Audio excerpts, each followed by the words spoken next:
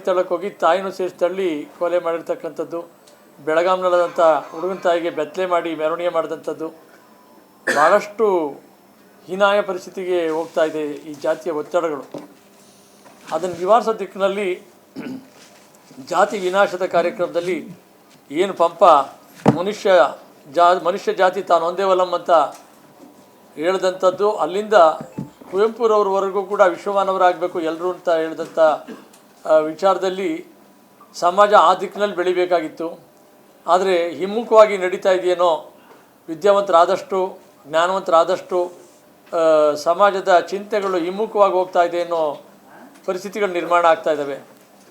ಅದರ ವಿರುದ್ಧ ಬದಲಾವಣೆಗಳನ್ನ ತರಬೇಕು ಅಂತ ಹೇಳಿ ಅಂತರ್ಜಾತಿ ಅಂತರ್ಧರ್ಮೀಯರು ಜಾತ್ಯತೀತವಾಗಿ ಮದುವೆ ಆದಂಥವ್ರನ್ನ ಮದುವೆಯಾಗಿ ಗೌರವಯುತವಾಗಿ ಬಾಳ್ತಾ ಇರ್ತಕ್ಕಂಥವ್ರನ್ನ ಕರೆದು ಅಭಿನಂದಿಸಬೇಕು.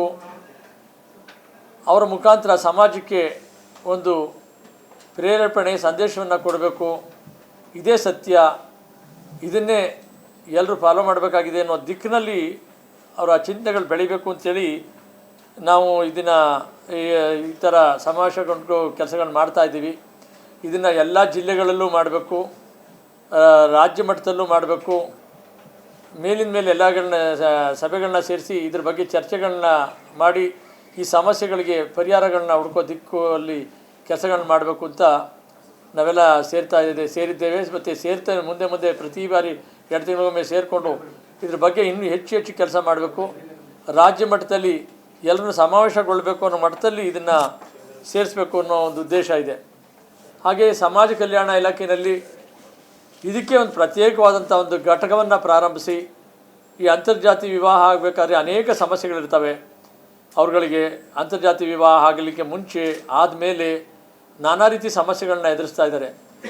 ಅದನ್ನು ನಿವಾರಿಸೋ ದಿಕ್ಕಿನಲ್ಲಿ ಸಮಾಜ ಕಲ್ಯಾಣ ಇಲಾಖೆ ಪ್ರತ್ಯೇಕ ಘಟಕವನ್ನು ಪ್ರಾರಂಭಿಸಬೇಕು ಅಂತ ಸರ್ಕಾರಕ್ಕೆ ಒತ್ತಾಯ ಮಾಡ್ತೇವೆ. ಅದನ್ನು ಅವ್ರನ್ನೆಲ್ಲ ಒತ್ತಾಯ ಮಾಡಿ ಅದನ್ನು ಅನುಷ್ಠಾನಕ್ಕೆ ತರೋ ದಿಕ್ಕಿನಲ್ಲಿ ಕಾರ್ಯೋನ್ಮುಖರಾಗ್ತೇವೆ. ಮತ್ತು ಪೊಲೀಸ್ ಇಲಾಖೆಯಲ್ಲೂ ಕೂಡ ಪ್ರತಿ ಸ್ಟೇಷನ್ನಲ್ಲೂ ಈ ಅಂತರ್ಜಾತಿ ವಿವಾಹ ಆಗೋರಿಗೆ ಅವ್ರಿಗೆ ತರ್ತಕ್ಕಂಥ ಸಮಸ್ಯೆಗಳಿಗೆ ಸ್ಪಂದಿಸಬೇಕು. ಪ್ರತ್ಯೇಕವಾದಂಥ ಪೊಲೀಸ್ಗಳನ್ನ ಅಲ್ಲಿ ಪ್ರತಿ ಸ್ಟೇಷನಲ್ಲೂ ಕೂಡ ಪ್ರತ್ಯೇಕವಾದ ಪೊಲೀಸ್ನವ್ರನ್ನ ಇದಕ್ಕೋಸ್ಕರ ನೇಮಕ ಮಾಡಿ ಅವ್ರು ಇದನ್ನು ಮಾತ್ರ ಇಂಥ ಸಮಸ್ಯೆಗಳನ್ನ ಮಾತ್ರ ಪರಿಹಾರ ಮಾಡೋ ದಿಕ್ಕಿನಲ್ಲಿ ಕೆಲಸ ಮಾಡಬೇಕು ಅನ್ನೋ ಕಾರ್ಯಕ್ರಮಗಳನ್ನ ಹಮ್ಮಿಕೋಬೇಕು ಅಂತ ಇದ್ದೇವೆ.